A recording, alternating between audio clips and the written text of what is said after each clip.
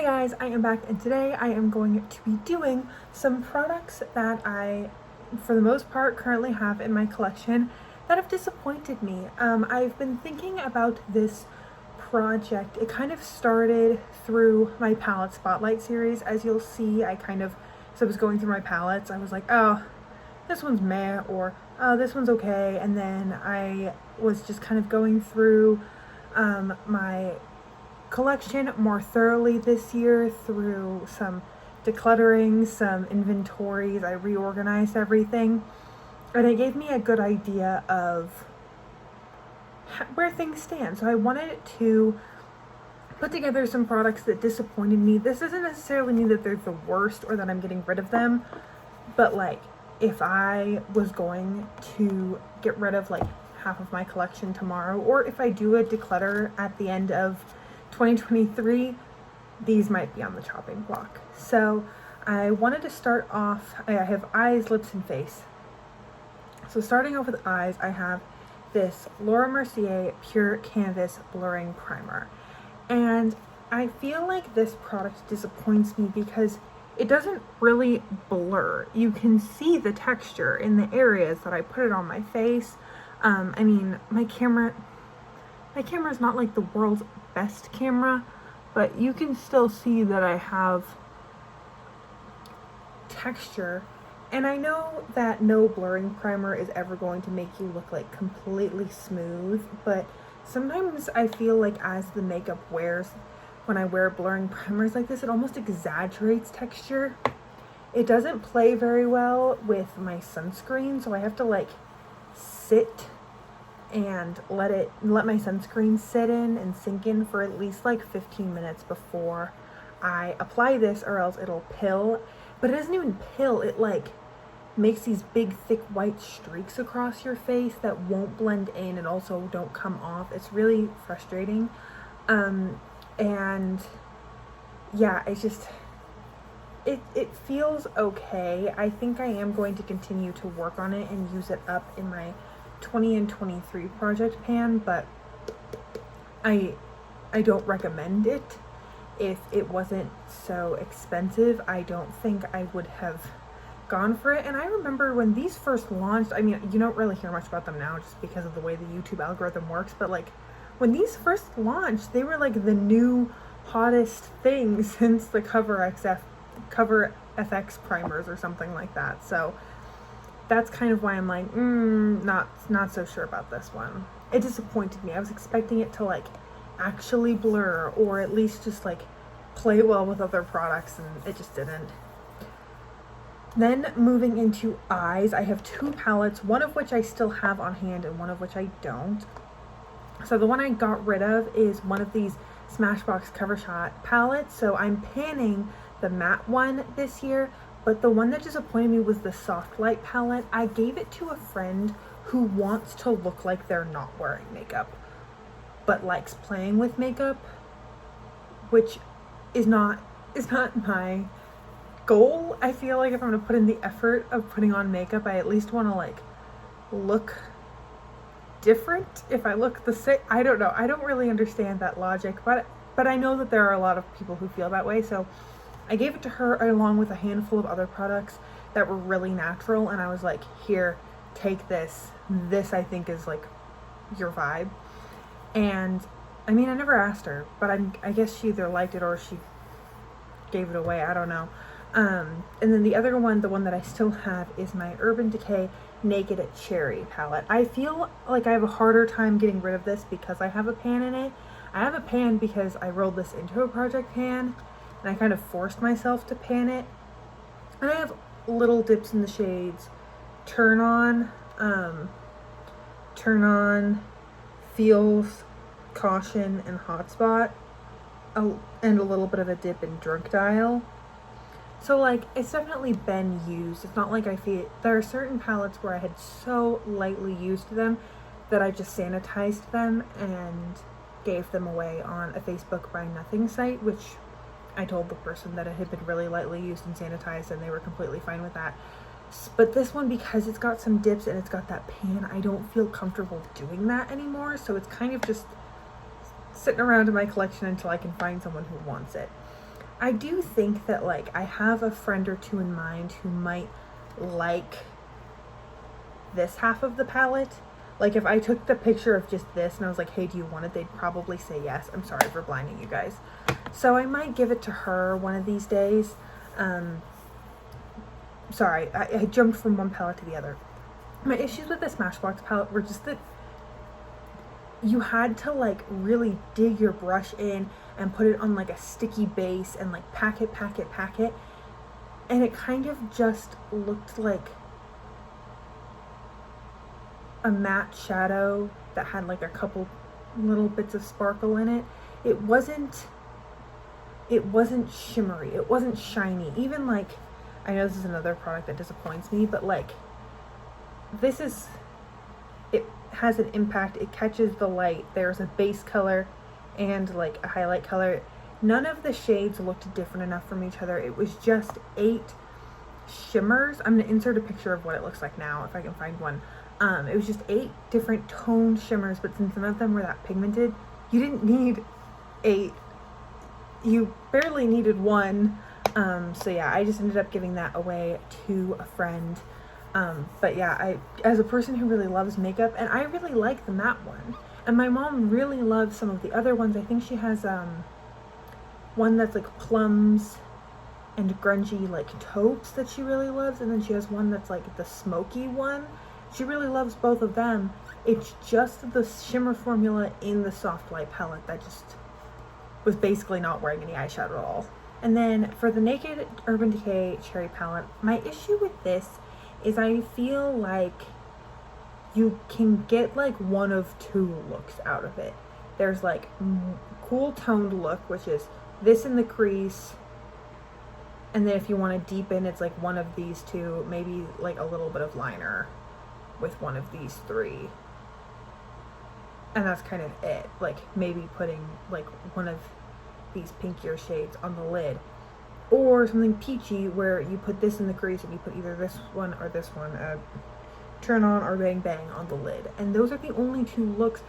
I feel like when I was trying to hit one pan in this, all of my looks just looked the same, and then I was like, I don't know, I didn't like it. And there are other palettes with this kind of color story that are like, has peaches and pinks and plums in it, like the Buxom Boss Babe Dolly, the Huda Beauty New Nude, and both of those I feel like just have more variety. Like they have different mattes and different shimmers that all work well together. I feel like this peach and like this like red don't actually work together, you know? And because the shades like work best with certain other shades in the palette, you really just end up doing the same thing over and over again. Or at least that was my experience. I know some people love the Urban Decay Naked palettes and they have like their 3 go-to looks with it and they just enjoy it. They use shades up. It's their favorite formula. That's just not the case for me. But this is the only Naked palette I've ever owned, and this was a gift. It was either a gift or my mom bought it and didn't like it either. So it's not something I would have picked out for myself, and I think that's kind of an indicator of why it's probably so like untouched in my collection. I didn't even have that like desire to get it in the first place. And then something that came as a little free gift with purchase, it's this Ulta Beauty Tinted Eye Primer in the shade Champagne. First of all, it's real like putty-y. I don't know if this is like dried out or if it's supposed to be like this, but as you can see, it's really thick, and then it does kind of blend out and it's kind of creamy and balmy, but I feel like it's hard to get like an even bit across your eye. My issue with this is the fact that they call it an eye primer. I think because it's not, once you blend it out, it's not pigmented enough to be like a liquid shadow compared to the liquid shadows that are really popular on the market. I'm thinking like Milk Makeup, a couple indie brands have some really high impact liquid shadows, and then there's those shadow sticks like the Laura Mercier and the Bobbi Brown one. This just kind of is like This is like the Smashbox Soft Light palette. It's like okay, it's there, it's pretty. But if you wanted to put anything on top of this that wasn't just another shimmer, then it doesn't blend well. Like, I don't feel like mattes blend well over this. And if I'm just gonna like layer this and then a shimmer on top of it, I'm like, then why did I lay this down? I can just pick a shimmer that I like and lay it down on top of it. So I think just like the concept around this product is just kind of dumb. Or maybe I'm just not the person for it. Maybe this is just meant to be like a liquid eyeshadow and eye primer in one, so it doesn't crease and it keeps oils at bay or something, and then it also has a little bit of shimmer for people who don't want to do other makeup. That's the only like use that I can see from this product. I had a little rant about this product recently in a palette bingo, the Dido Extra Sculpt Volume Mascara. This is a little mini. My issue with this is two things. One, the formula never really seems to set and is kind of sticky, and so it's really hard to build it up because your lashes kind of end up clumping together, more so that you can't get like a fanned out lash with this. And then my other issue is that the wand is so flimsy. I don't know, maybe the full size isn't like this. I would never get the full size because of the stickiness issue, but I feel like I have to be so careful to not get mascara everywhere because like one wrong move and it's like gonna bend and snap. And also, I just don't think that this like concave with the little spiky bits on both sides is actually helpful for doing my makeup. I feel like I'm constantly having to reorient my hand to avoid poking myself with these spikier bits at the bottom. So, not my favorite. I think I'm just gonna throw this one out and you're gonna see it in an empty soon, even though it is not empty at all. And then I have two lip products. One, I can admit, is not for me, and I think that's part of my issue with it. And then the other I have legitimate issues with, and we're gonna get into that. So the first one that's just not for me is this Coola Tinted Lip Balm in the shade Firecracker, and it has broad spectrum SPF 30. Here's my issue. It is too pigmented to be a lip balm where you just like kind of put it on without thinking about it. And whenever a lip balm has SPF in it, that's the scenario that I'm in emotionally in life. I am hiking, I'm going to the beach, I'm doing yard work, I'm doing something like that, and I'm putting on a lot of SPF, I'm wearing hats, I'm doing those things.